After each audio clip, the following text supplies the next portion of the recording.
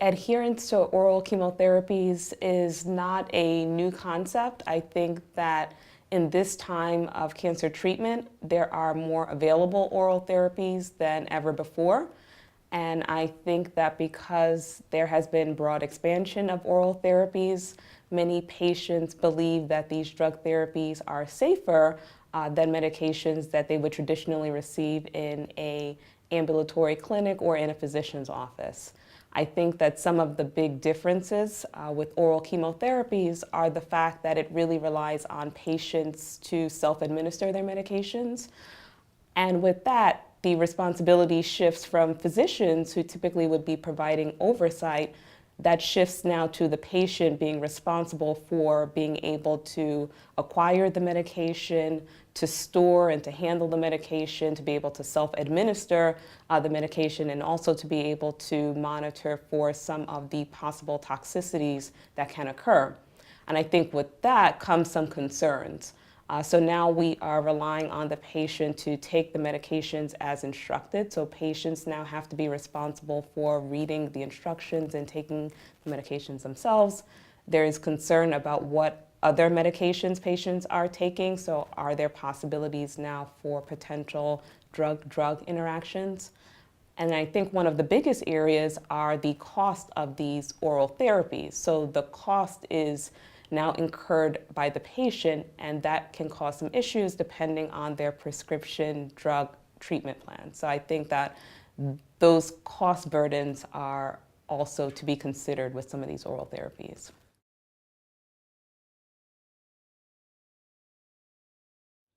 So I think when it comes to adherence with oral chemotherapies, I always like to assess how adherent a patient was to their existing drug therapy. So if they have diabetes, if they have high blood pressure, if they have high cholesterol, how are they managing their current medications? I think that that provides some additional information to see how adherent will they be with their new cancer treatments. And I think some of the areas that are of concern is, when it comes to adherence, is the type of toxicities that the patients might be experiencing with their cancer treatment. So their cancer treatment therapies that are now in the oral formulation, maybe they might cause nausea and vomiting, maybe they might cause issues in terms of affecting their blood counts, maybe it might cause issues with the patients having a lot of diarrhea, which can cause dehydration. So we need to make sure that the patients are able to either self-monitor or be able to contact their physicians to see if they should come into the office. And I think all of those things put together can affect how well the patient is able to take their medication. So it really does require a bit of education for the patient to be able to manage their medications appropriately.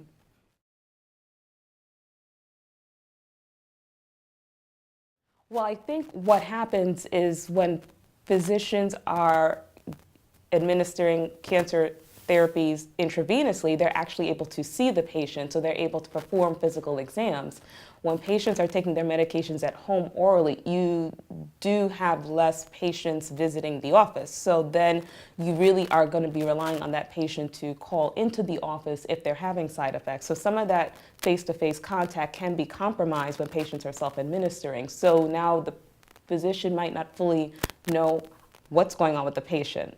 So I think that that's also an area of concern, that I think that oral treatments are really an option for those select patients that can actually communicate with their physician so that the physician stays informed.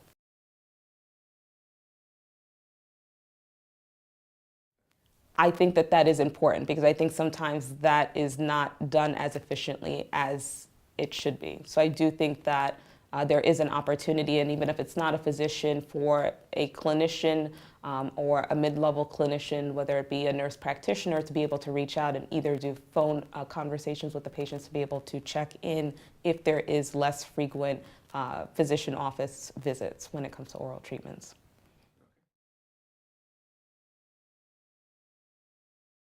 I think even when we use the term medication adherence, it's very, very difficult to define because there's not consistency in the literature in terms of how do you define adherence. Are you going by patient self-report? So are you relying on the patient to tell you if they're adherent or not adherent? So there's some limitations with that. Are you asking the patients to bring in their pill bottle? So are you able to count how many pills are left in the bottle to capture if they are adherent? Are you calling or contacting the patient's pharmacy to see how frequently they are refilling their medications? So there's kind of variability in how we even define adherence, and I think that because there's variability with how we define adherence, there's certainly going to be variability in how we're capturing whether or not a patient is adherent. So I think that that's kind of one of the areas that still remains unanswered.